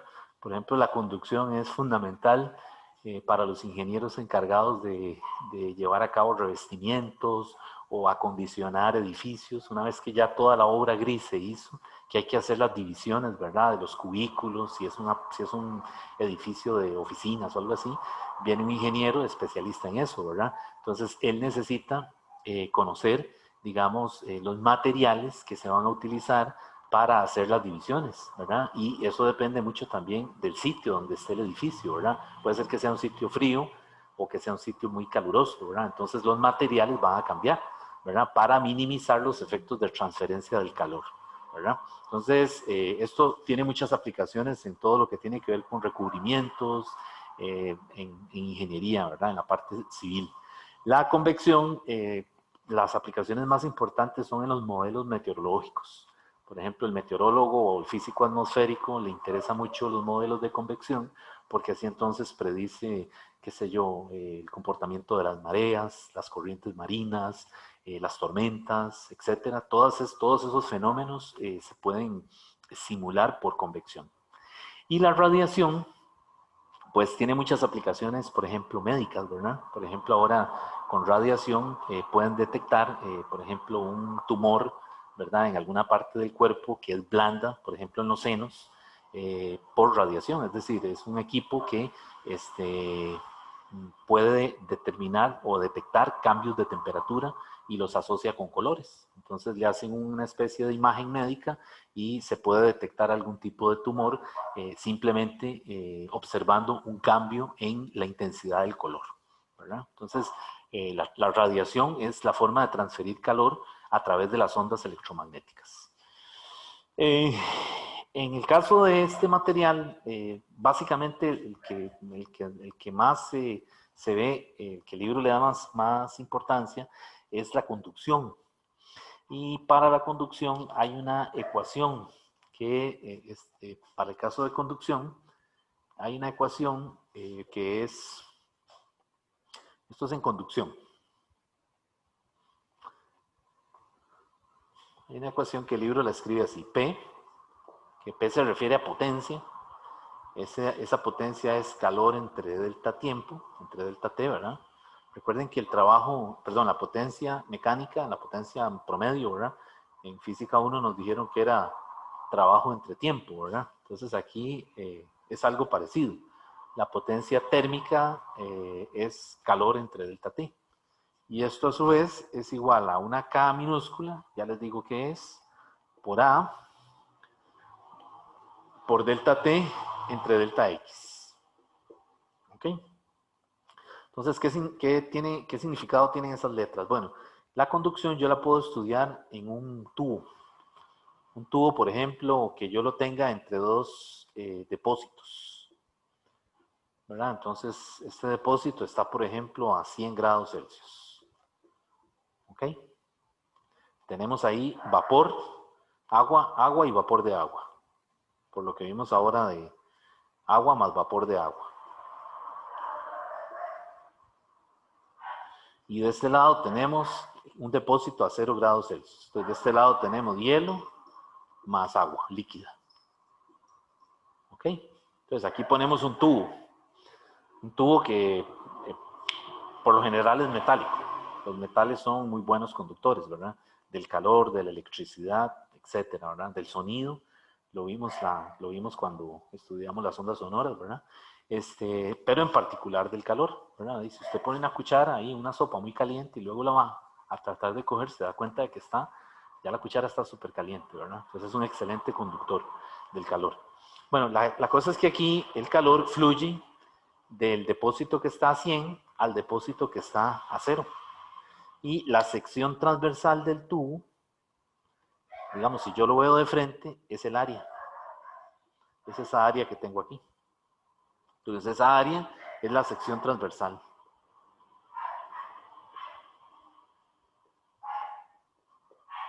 ¿Ok?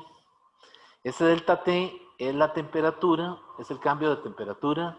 La temperatura que está a 100, o sea, 100 menos 0. ¿Okay? El delta X, en este caso, se refiere a la longitud del tubo o de la barra.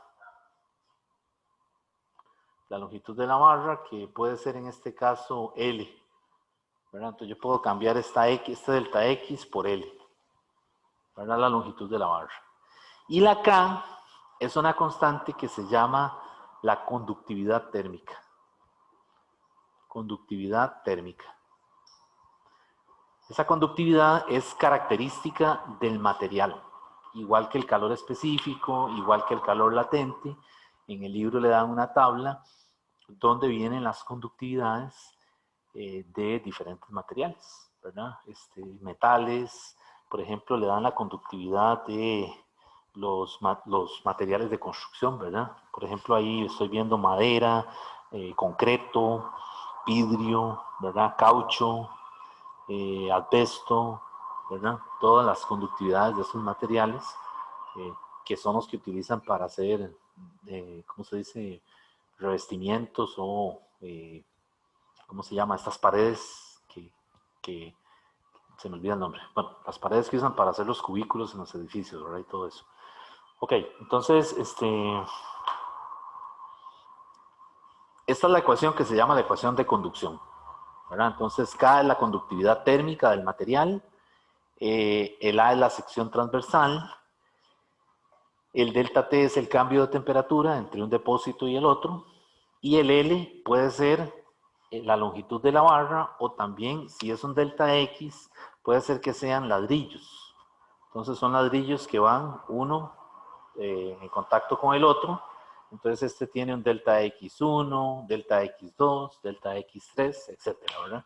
Lo importante en el mecanismo de conducción es que la P es una constante. O sea, la P es como que si fuera una potencia promedio.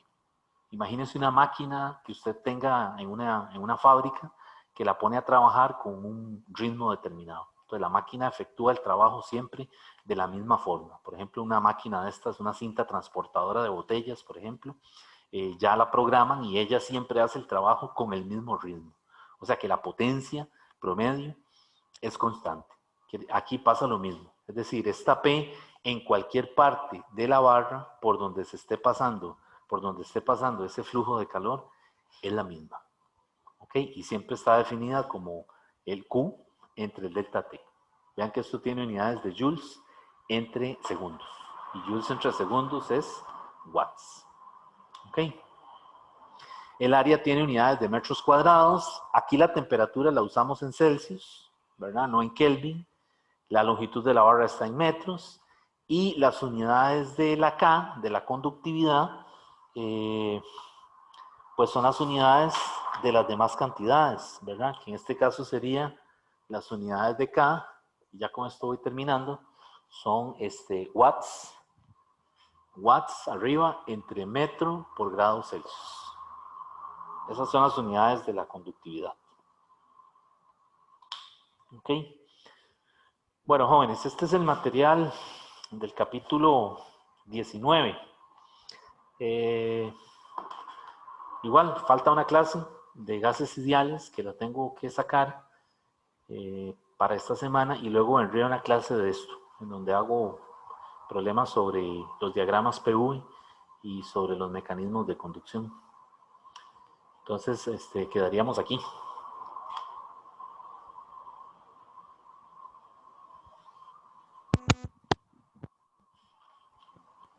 ¿Tienen alguna pregunta? Profe, Dígame. es que yo tengo una pregunta, pero es de, de otro tema, pero como es más o menos, bueno, sí es el mismo tema, pero no es lo de la clase. Es algo que, y se lo pregunto por una situación especial, es algo de laboratorio, pero como hasta el profe de laboratorio se quedó extrañado, entonces me gustaría preguntarle a usted a ver si se puede. Bueno, dígame, a ver. ¿Tiene algo que ver las colisiones entre las moléculas con la temperatura en un gas? Sí, claro. Digamos que la cantidad. Sí, claro, ¿Se puede digamos. medir algo así como cuantitativamente? O sea, usted dice, ¿Alguna? bueno, digamos, si usted tiene un gas y lo calienta, lo que va a pasar es que las moléculas aumentan su velocidad. Más adelante vamos a ver la teoría cinética, y entonces al calentar el gas, las moléculas cada vez se mueven más rápido y aumenta el número de colisiones entre ellas, ¿verdad? Y con las paredes del recipiente que contiene el gas. Entonces el efecto de aumentar la temperatura, lo que va a pasar es que aumenta la energía cinética del gas en ese contenedor. y por lo tanto hay más colisiones.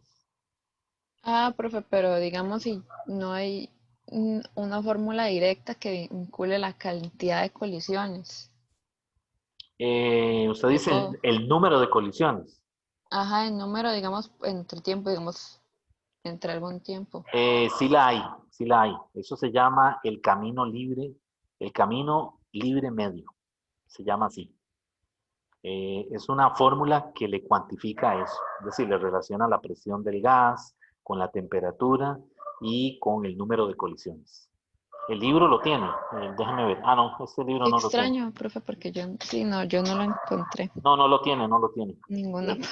no lo tiene. Tendría que ir a algún libro, por ejemplo, Bauer lo tiene, ¿verdad? Y ahí le explica el camino, se llama el camino libre recorrido medio, algo así. Es un lambda, es una longitud.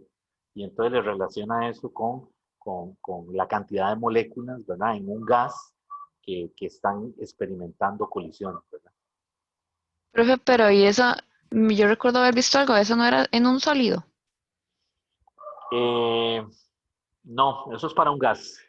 El camino libre es para un gas. Ahora, también hay modelos para sólidos, pero es decir, allá habría que meterse en algún libro muy específico de eso, ¿verdad? Donde hable de eso. Muchas gracias, profe. Bueno, está bien. Bueno, jóvenes, Profe, entonces, dígame. profe, nada más con respecto al quiz, yo vi que ¿Sí? mucha gente votó al final que sí se pasara para el domingo, Ajá. pero eso no aplica para este siguiente quiz, para este jueves. El del jueves sigue siendo el jueves. Buena pregunta. No sabría decirle, porque es que, es decir, no sabría decirle, sinceramente. Es decir, no quiero afirmar algo que no estoy seguro. Yo entendería que el jueves se mantiene el jueves, pero precisamente ahora, antes de dar la clase, le iba a preguntar eso al coordinador, pero no me contestó. Entonces voy a ir a ver qué ha escrito ahí en el chat, ¿verdad? Sí, supongo que dirá algo hoy en la tarde o mañana seguramente. Exacto, entonces Así cualquier es. cosa ahí, por ahí no me preguntan o yo les pongo en el correo un aviso. Ok, profe. Muchas gracias. Bueno, con mucho gusto. Bueno, jóvenes, Profe, dígame. perdón, yo tenía una duda sobre el primer quiz. ¿Iban a subir alguna solución o algo así que se me ha hecho por correo? Pero yo no la he No, visto todavía. no se suben soluciones. Lo que se hace es que, digamos, si usted tenía alguna duda, alguna pregunta, eh, con el pantallazo y con el número de la pregunta, ¿verdad? Si, por ejemplo, su pregunta tiene alguna inconsistencia, se puede revisar y se le daría el punto. Pero se necesita que tenga el pantallazo, porque a veces le toman el pantallazo, pero no le toman el número de la pregunta. Y es un mar de preguntas, imagínense, ir a buscar esa pregunta, eso es como buscar ¿verdad? Entonces, si usted tiene una duda concreta de una pregunta, mejor me envía a mí el pantallazo con el número de la pregunta y entonces yo la reviso y veo a ver si hay alguna inconsistencia. Si la hubiera, entonces se le da el punto.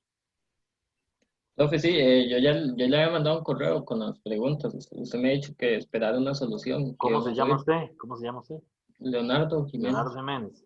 Jiménez. Sí, sí, no sé.